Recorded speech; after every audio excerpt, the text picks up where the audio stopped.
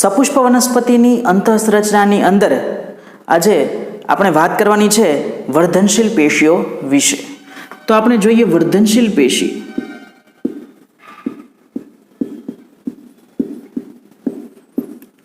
વર્ધનશીલ પેશીની સામાન્ય વ્યાખ્યા આપણે ઓલરેડી જોઈ ચૂક્યા છીએ. કોને કહેવાય વર્ધનશીલ પેશી? તો સક્રિય વિભાજન પામતા અથવા તો સક્રિય વિભાજન કરતા કોષોનો સમૂહ એટલે વર્ધનશીલ પેશી. સક્રિય વિભાજન દર્શાવતા કોષોનો સમૂહ એટલે વર્ધનશીલ પેશી. તો વર્ધનશીલ પેશીના કોષો છે એ સક્રિય રીતે વિભાજન પામે છે. વનસ્પતિની વાત કરીએ તો વનસ્પતિમાં વૃદ્ધિ છે એ જીવન પર્યંત છે. એટલે કે વનસ્પતિની અંદર સતત ને સતત કોઈને કોઈ અંગોમાં વૃદ્ધિ થતી જ હોય છે. હવે આ વૃદ્ધિ છે એ પ્રકાંડની લંબાઈમાં વૃદ્ધિ હોય, મૂળની લંબાઈમાં વૃદ્ધિ હોય કે જેથી મૂળ જમીનમાં વધારે ઊંડું જાય, અથવા તો પ્રકાંડની જાડાઈમાં થતા વધારો હોય. આ ત્રણેય પ્રકારનો વધારો સતત થતા કોષ વિભાજનને આભારી છે. અને એટલા માટે આપણે કહીએ છીએ કે વનસ્પતિમાં વૃદ્ધિ જીવન, વનસ્પતિ જ્યાં સુધી જીવે ત્યાં સુધી એ નવા પર્ણો છે એ ઉત્પન્ન કર્યા કરે અને પોતાની લંબાઈ પ્રયત્ન કરે, કાં તો ઊંચાઈમાં વધારો કરે, કાં તો ઘેરાવમાં વધારો કરે, મૂળની ઊંડાઈમાં વધારો કરે, પણ એ જીવન પર્યંત વૃદ્ધિ દર્શાવે. તો એ આખી વૃદ્ધિ છે એ આ વર્ધનશીલ પેશીના સતત કોષ વિભાજન થવાના કારણે થાય છે. આપણે જોઈએ કે આ વર્ધનશીલ પેશી છે એ ક્યાં આવેલી છે અને કેવી રીતે આવેલી છે. તો લંબાઈમાં વધારો કરવા માટે વનસ્પતિ છે એ બે રીતે લંબાઈમાં વધે છે. એક હવાઈ ભાગ એનો લંબાઈમાં વધે છે અને ભૂમિગત ભાગ છે એ ઊંડાઈમાં વધે છે. હવાઈ ભાગ એટલે કે પ્રરોહ એટલે કે પ્રકાંડ. તો પ્રકાંડ જે છે એની લંબાઈમાં વધારો થાય,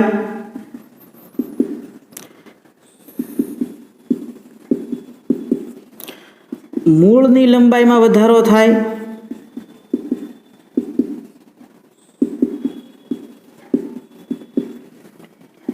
અને સાથે સાથે પ્રકાંડ અને મૂળ જે છે એ લાંબા તો થાય જ, પણ એ પાતળા નથી રહેતા, સાથે સાથે જાડા પણ થાય. તો પ્રકાંડ અને મૂળની જાડાઈમાં વધારો થાય. આ ત્રણ પ્રકારની વૃદ્ધિ છે વનસ્પતિ દર્શાવે.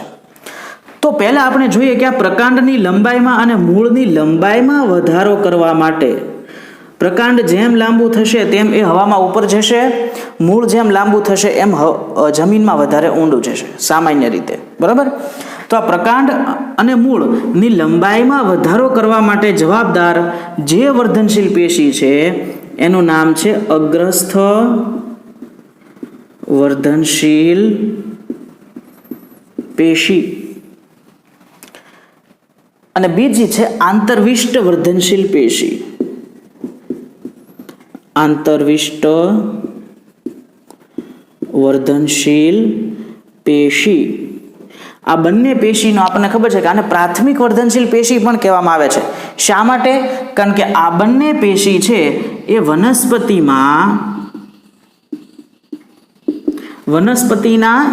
વનસ્પતિની અંદર એના જીવનની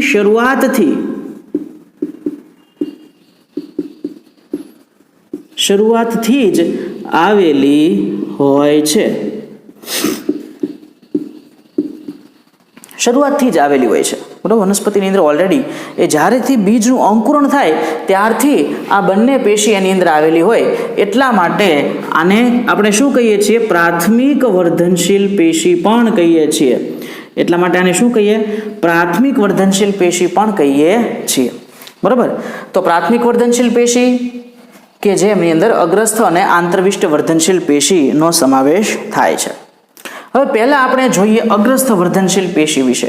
આપણે આની વિશે પણ વાત કરશું, પણ એ થોડીક વાર રહીને, બરાબર. તો આપણે પહેલા જોવું છે અગ્રસ્થ વર્ધનશીલ પેશી વિશે.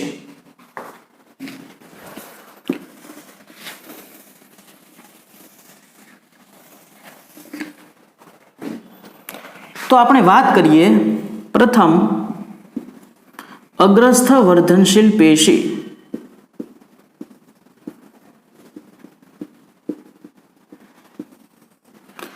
તો આ અગ્રસ્થ વર્ધનશીલ પેશી છે એ ક્યાં આવેલી છે? તો કે અગ્રસ્થ મતલબ કે આગળના ભાગે રહેલી, ટોચના ભાગે રહેલી, પ્રકાંડની ટોચે અને મૂળની ટોચે રહેલી હોવાથી એને કહેવાય અગ્રસ્થ. ક્યાં રહેલી છે? તો કે પ્રકાંડ અને મૂળની ટોચ પર એનું સ્થાન છે, સૌથી ઊંચું સ્થાન છે, સૌથી આગળ સ્થાન છે, એટલા માટે એને અગ્રસ્થ વર્ધનશીલ પેશી તરીકે ઓળખવામાં આવે. આપણી ટેક્સ્ટ બુકમાં પ્રકાંડ, પ્રરોહાગ્ર અને મૂલાગ્ર આ બંને ભાગ દર્શાવ્યા છે. પ્રકાંડનો અગ્રભાગ અને મૂળનો અગ્રભાગ બંનેની પેશી રચના દર્શાવેલી છે. હું એ પેશી રચના દોરવાની અહીંયા ટ્રાય કરું. તો વિદ્યાર્થી મિત્રો, અહીંયા પ્રરોહાગ્ર અને મૂલાગ્ર એની એક સામાન્ય રેખાકૃતિ દર્શાવેલી છે. હવે આ અગ્રસ્થ વર્ધનશીલ પેશી પ્રરોહાગ્ર અને મૂલાગ્ર માં ક્યાં જોવા મળે? પ્રરોહાગ્ર એટલે કે કોઈ પણ કુમળી ડાળી તમે જુઓ, એનો સાવ ટોચનો ભાગ જુઓ કે જેમાં પર્ણો ખૂબ જ સૂક્ષ્મ છે. આવા સૂક્ષ્મ પર્ણોની વચ્ચેનો વિસ્તાર છે ત્યાં આ ગોઠવાયેલી છે. એ જ રીતે તમે કોઈ પણ મૂળ છે એની સાવ ટોચનો ભાગ લ્યો તો સાવ ટોચના ભાગે આપણને આ રીતે રચના દેખાય છે. હવે જ્યારે આનો છેદ લેવામાં આવે છે, એક કોષની જાડાઈ જેટલી પાતળી સ્લાઇસ એટલે છેદ, અને આ છેદને અભિરંજિત કરી માઇક્રોસ્કોપમાં તપાસવામાં આવે ત્યારે આની અંદર શું રચના દેખાય છે એ જોઈએ. બરાબર? તો અહીંયા પ્રરોહાગ્રની વાત કરીએ તો આપણને આટલા ભાગની અંદર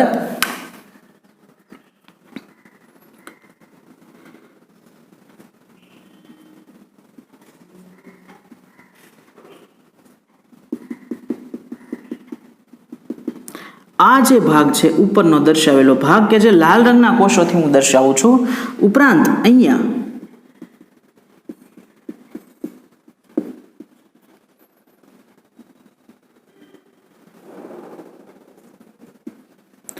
આ ભાગમાં આ ટોચનો ભાગ છે. જેમ જેમ હવે આ જે છે એ નવા નવા પર્ણો, પ્રાંકુર એટલે કે નવી નવી કુમળી પર્ણિકાઓ ખુલે છે. તો જેમ જેમ આગળ જશે, વૃદ્ધિ થશે, એમ આગળ પર્ણો ઉત્પન્ન થતા જશે. બરાબર? જેમ જેમ પ્રકારની ટોચ વધે એમ પહેલા પર્ણો, પછી વળી પાછા બીજા, ત્રીજા, એમ ગાંઠના પ્રદેશમાંથી નવા નવા પર્ણો ફૂટતા જાય છે.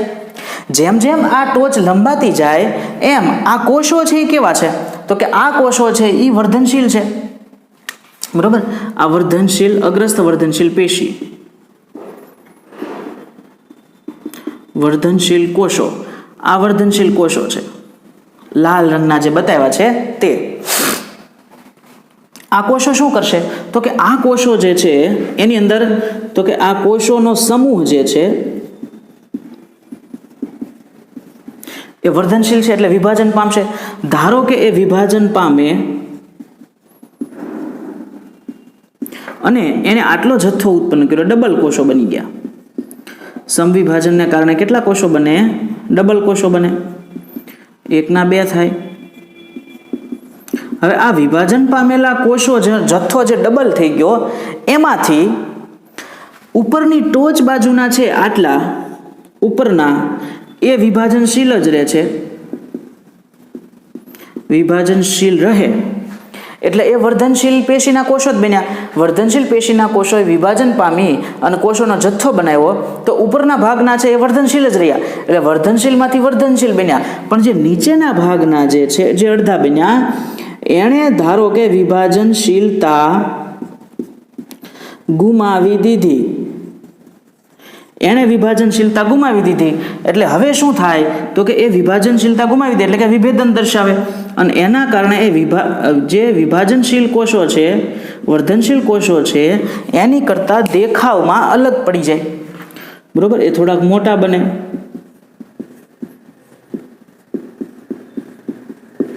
આવી રીતે. બરોબર? જે ઉપરના કોષો હતા એ આ લાલ રંગના અને જે નીચેના હતા એ આવી રીતે રૂપાંતરિત થઈ ગયા કે જેણે વિભાજનશીલતા ગુમાવી દીધી. આ વિભાજનશીલતા ગુમાવી દીધી એટલે એમાંથી જે પેશી બને એને આપણે કેવી કહીશું? સ્થાયી પેશી કહીશું. તો અહીંયા બાકીનો જે ભાગ જે છે કે જે મેં ખાલી રાખ્યો છે એ બધી જગ્યાએ કેવી છે તો કે આ સ્થાયી પેશી ગોઠવાયેલી છે. માત્ર લાલ ભાગ છે એમાં જ વર્ધનશીલ કોષો આવેલા છે. જેમ જેમ આ પ્રકાંડની લંબાઈ વધતી જાય છે એમ થોડાક વર્ધનશીલ પેશીના કોષો નીચે છૂટતા જાય છે. આ પેશીનો આકાર ખરેખર કેવો છે તો કે આ પેશી છે ખરેખર આ ટાઈપની છે, આવી રીતે આવેલી છે, બરાબર, શંકુની જેમ. હવે એ જેમ જેમ આગળ જાય એમ નીચે થોડાક કોષો એ છોડતી જાય છે નીચેની બાજુ. એ નીચેની બાજુ છૂટી ગયેલા વર્ધનશીલ કોષો છે એ શેનું નિર્માણ કરે તો આ છૂટી ગયેલા થોડાક વર્ધનશીલ કોષો જે છે એમાંથી કક્ષકલિકાનું નિર્માણ થાય.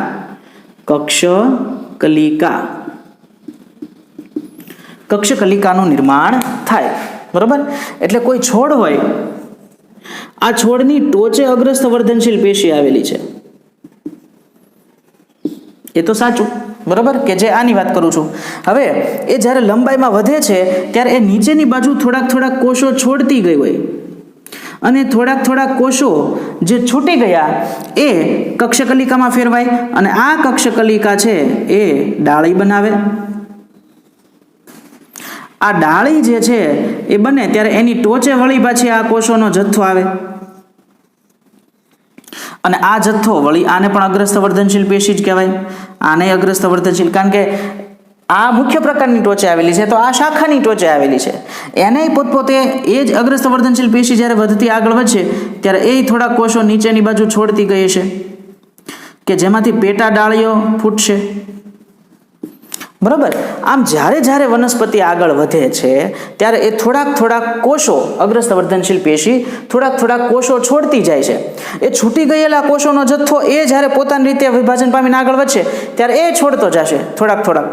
એટલે એ કક્ષકલિકા જે છે એ વધ્યાઈ એટલે એમાંથી ડાળી ફૂટશે ત્યારે એ થોડાક કોષો છોડતા જશે. એને છોડેલા કોષો છે એ વળી પાછા કક્ષકલિકા નિર્માણ કરે અને એ વળી પાછા નવી પેટા ડાળી બનતી જાય.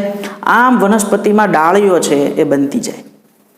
તો એ પ્રકાંડની ટોચે આવેલી વર્ધનશીલ પેશી છે, બરાબર. તો આ વાત થઈ અગ્રસ્થ. મૂળની વાત કરીએ. મૂળની અંદર આ અગ્રસ્થ વર્ધનશીલ પેશી છે એ પણ એના ટોચના ભાગે ગોઠવાયેલી છે, આટલા ભાગમાં.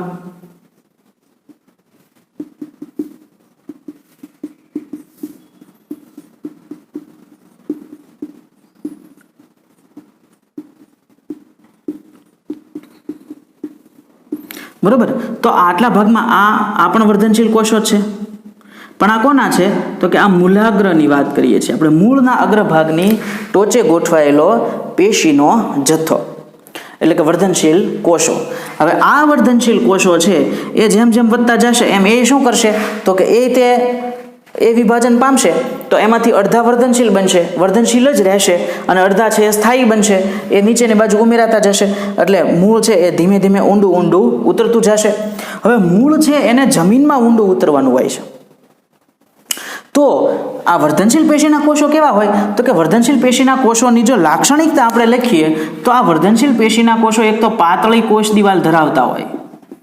આની કોષ દિવાલ ખૂબ જ પાતળી હોય, કારણ કે કોષ દિવાલ જો જાડી બની જાય તો વિભાજન કરી ન શકે અથવા તો વિભાજન કરવામાં તકલીફ પડે. એટલે કોષ દિવાલ છે પાતળી હોય, એની અંદર પુષ્કળ જીવરસ ભરેલો હોય, બરોબર. તો આ પાતળી કોષ દિવાલ હોવાને કારણે એ જમીનની અંદર જ્યારે વિકસશે ત્યારે એને રક્ષણની જરૂર પડશે, કારણ કે એ માટીના કણોનો ઘસારો સહન નહીં કરી શકે, બરોબર. ઉપરાંત જમીનના જે વાઇબ્રેશન છે એના કારણે એ ઘસાશે અને નાશ પામશે. જો આ આટલો ભાગ તમે નાશ કરી નાખો તો આ મૂળનો ઉપરનો ભાગ વધતો અટકી જાય. તો આની રક્ષા કરવી પડે. તો રક્ષા કરવા માટે અહીંયા જે આ ત્રિકોણ આકારનું ટોપી જેવી રચના દર્શાવી છે એ છે મૂળ ટોપ, કે જે જમીનમાં ઊંડા ઉતરતા મૂળની વર્ધનશીલ પેશીના પાતળી કોષ દિવાલ ધરાવતા નાના સાઈઝના આ કોષો કેવા હોય? નાના હોય. કારણ કે મોટા થાય એ પહેલાં તો એનું વિભાજન થઈ જાય, વળી પાછા નાના બની જાય, વળી મોટા થાય ત્યાં વિભાજન બની જાય, નાના થઈ જાય, 1 ના 2, એ 2 વળી મોટા થાય ત્યાં 2 ના 4 બની જાય. એટલે હંમેશા વર્ધનશીલ પેશીના કોષો કેવા હોય? નાના જ હોય છે. એ મોટા થાય ત્યાં તો એનું વિભાજન થઈ જાય. અને સતત વિભાજન પામતા આ કોષો જે છે એ જેમ જેમ ઊંડા ઉતરતા જાય એમ એને રક્ષણની જરૂર પડે તો એ મૂળ ટોપ જે છે એ એને રક્ષણ આપે, બરાબર. તો આ વર્ધનશીલ પેશીના ઉપરાંત એની અંદર આ કોષો છે ખીચોખીચ ગોઠવાયેલા હોય એટલે આંતરકોષીય અવકાશ ન હોય, અવકાશ વિહીન, આંતરકોષીય અવકાશ વિહીન એટલે કે કોષોની વચ્ચે જગ્યા હોય જ નહીં. આંતરકોષીય અવકાશ એટલે કે કોષોની વચ્ચે જગ્યા ન હોય, ખીચોખીચ ગોઠવાયેલા નાના કોષોનો જથ્થો એ વર્ધનશીલ પેશીના કોષોની લાક્ષણિકતા છે. તો જો કોઈ જગ્યાએ એવું પૂછવામાં આવે કે વર્ધનશીલ પેશીના કોષોની લાક્ષણિકતા શું, તો આ 4 મુખ્ય લાક્ષણિકતા છે. પાતળી કોષ દિવાલ ધરાવે, પુષ્કળ જીવરસથી ભરેલા હોય કારણ કે મેક્સિમમ ખોરાક દ્રવ્ય એની પાસે હશે તો જ સારી રીતે કોષ વિભાજન કરી શકશે. નાના હોય કારણ કે મોટા થાય પહેલાં વિભાજન થઈ જાય છે, અને આંતરકોષીય અવકાશ એની અંદર હોતો નથી, બરાબર. તો એ વર્ધનશીલ પેશીના કોષોની લાક્ષણિકતા છે. તો આ રીતે પ્રકાંડના અગ્રભાગે અને મૂળના અગ્રભાગે આ અગ્રસ્થ વર્ધનશીલ પેશી ગોઠવાયેલી હોય. આ એકદળી આપણે સપુષ્પી વનસ્પતિઓની વાત કરીએ છીએ, બરાબર. સપુષ્પી વનસ્પતિઓની અંદર આવૃત બીજધારી, અનાવૃત બીજધારીની વાત કરીએ. દરેક વનસ્પતિમાં આ અગ્રસ્થ વર્ધનશીલ પેશી હોય જ, બરાબર. હવે આપણે જોઈતી કે અહીંયા આ પ્રકાંડની લંબાઈમાં મૂળની લંબાઈમાં વધારો કરવા માટે અગ્રસ્થ વર્ધનશીલ પેશી પ્રકાંડ અને મૂળની ટોચ ઉપર આવેલી હોય. બીજી પ્રાથમિક વર્ધનશીલ પેશી કઈ છે? આંતરવિષ્ટ વર્ધનશીલ પેશી. તો એની વાત કરીએ. આ આંતરવિષ્ટ વર્ધનશીલ પેશીને સમજાવવા વળી પાછી આપણે એક બીજી આકૃતિ દોરીએ.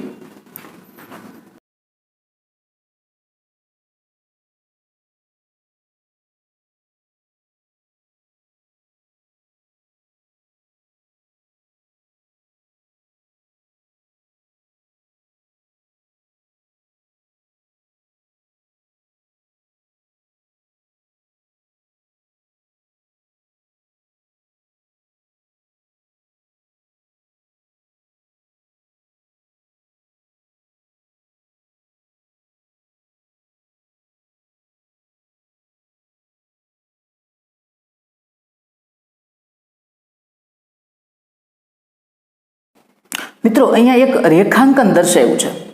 આ રેખાંકન એ શાનું છે? તો કે કોઈ એક વનસ્પતિનો આગળની શાખા, કુમળી શાખાનો ટોચનો ભાગ છે.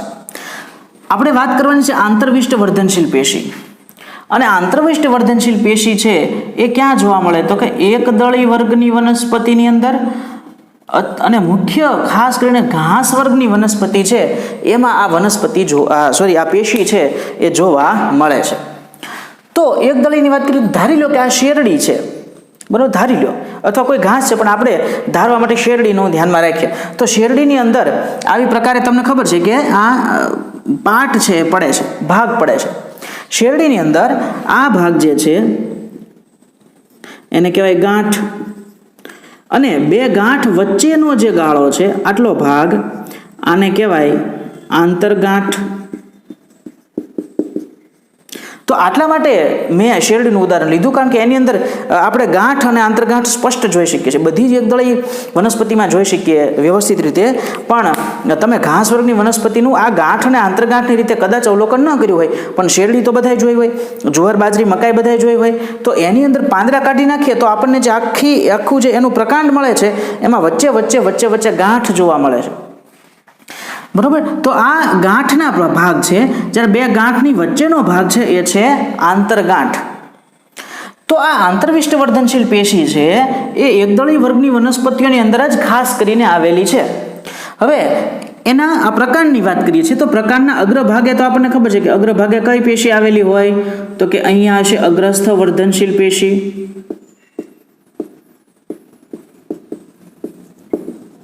બરોબર. એ તો પાકું જ છે, એ તો આવેલી જ હોય. પણ એકદળી વર્ગની વનસ્પતિમાં અને ઘાસમાં છે એક બીજી પેશી કે જે ગાંઠનો પ્રદેશ છે એની ઉપરના ભાગે, બરોબર, આપણે અલગ રંગથી દર્શાવીએ. આ ભાગમાં આજે ગ્રીન કલરથી હું દર્શાવું છું, ગાંઠની ઉપર આ ભાગમાં આવેલી હોય. આ પેશી છે એ કેવી હોય? તો કે ડિસ્ક જેવી હોય. આવી ડિસ્ક જેવી પેશી છે એ ગોઠવાયેલી હોય કે જેની અંદર કોષો ગોઠવાયેલા હોય. અગ્રસ્થ વર્ધનશીલ પેશીની વાત કરી હતી. અગ્રસ્થ વર્ધનશીલ પેશીનો આકાર કેવો છે? તો એ શંકુ જેવો આકાર ધારણ કરે છે. જ્યારે આ આંતરવિષ્ટ વર્ધનશીલ પેશી છે આવી ડિસ્ક જેવી, એક પાતળી ફ્લેટ ડિસ્ક હોય એની જેવી છે. તો આવી ડિસ્કોઇડ ડિસ્ક જેવી હોય છે, બરાબર. એની નીચે તરત શું હોય? તો કે આ ગાંઠનો પ્રદેશ હોય નીચે. તો ગાંઠના પ્રદેશથી ઉપરની બાજુ આ આંતરવિષ્ટ વર્ધનશીલ પેશી આવેલી છે. આ પેશીનું નામ આંતરવિષ્ટ વર્ધનશીલ પેશી. કાર્યની વાત કરીએ તો આપણે અહીંયા કીધું હતું કે આ પેશીઓ છે, બરાબર, આ 1 અને આ 2 આ પ્રકારની લંબાઈમાં વધારો કરે છે. મૂળની અંદર આ નથી. આંતરવિષ્ટ વર્ધનશીલ પેશી ક્યાં છે? એકદળી અને ઘાસ વર્ગની વનસ્પતિના પ્રકાંડની અંદર ગોઠવાયેલી છે. તો આ આંતરવિષ્ટ વર્ધનશીલ પેશી છે એ મૂળની અંદર નથી. તો આપણે એમ કીધું કે એ પ્રકાંડની લંબાઈમાં વધારો કરવા માટે જવાબદાર છે. તો કઈ રીતે પ્રકાંડની લંબાઈમાં વધારો કરશે? તો આ આંતરવિષ્ટ વર્ધનશીલ પેશીના કોષો છે એ કોષ વિભાજન દર્શાવે અને ઉપરની બાજુ એ સ્થાયી પેશીના કોષોનો ઉમેરો કરે અને એના કારણે આંતરગાંઠની લંબાઈમાં વધારો થાય. આંતરગાંઠની સંખ્યા નથી વધતી, એ વસ્તુ યાદ રાખવી. અહીંયા શું થાય છે? માત્ર આંતરગાંઠની લંબાઈમાં વધારો થાય છે. અને સૌથી વધારે સ્પષ્ટ આ ઉદાહરણ ક્યાં જોવા મળે છે? તો વાંસની અંદર જોવા મળે છે. વાંસની અંદર આંતરવિષ્ટ વર્ધનશીલ પેશીના કોષો એટલા બધા સક્રિય હોય કે એ 24 કલાકની અંદર એક જ ગાંઠની અંદર અમુક સેન્ટીમીટર સુધીનો લંબાઈમાં વધારો છે એ દર્શાવી શકે, બરાબર.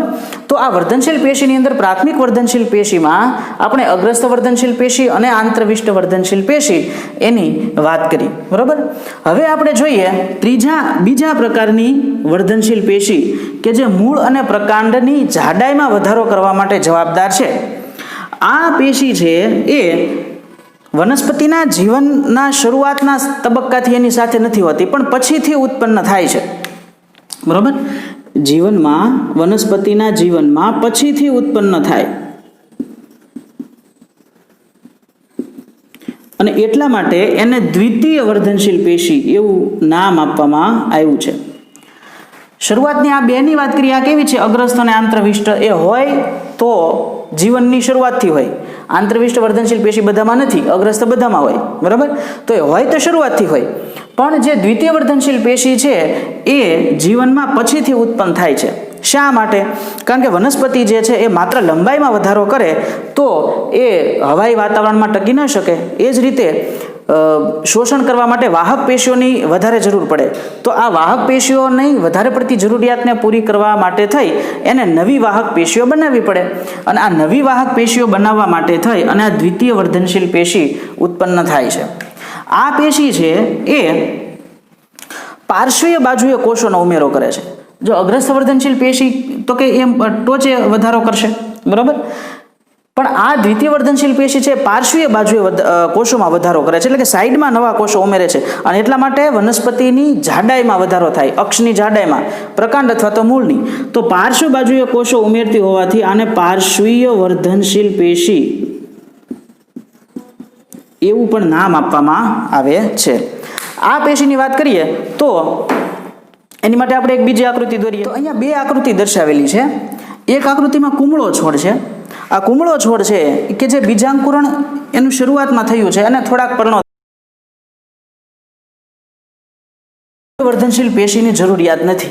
પણ આ છોડ જ્યારે થોડીક વધારે ઊંચાઈ પ્રાપ્ત કરે છે ત્યારે એની લંબાઈને સપોર્ટ કરવા માટે અને વધારે પડતા હવાઈ ભાગો જે છે જે વધારે ઉત્પન્ન થયા છે એને વધારે પોષણની જરૂરિયાત પૂરી કરવા માટે થઈ અને વાહક પેશીઓને સંખ્યામાં વધારો કરવો પડે.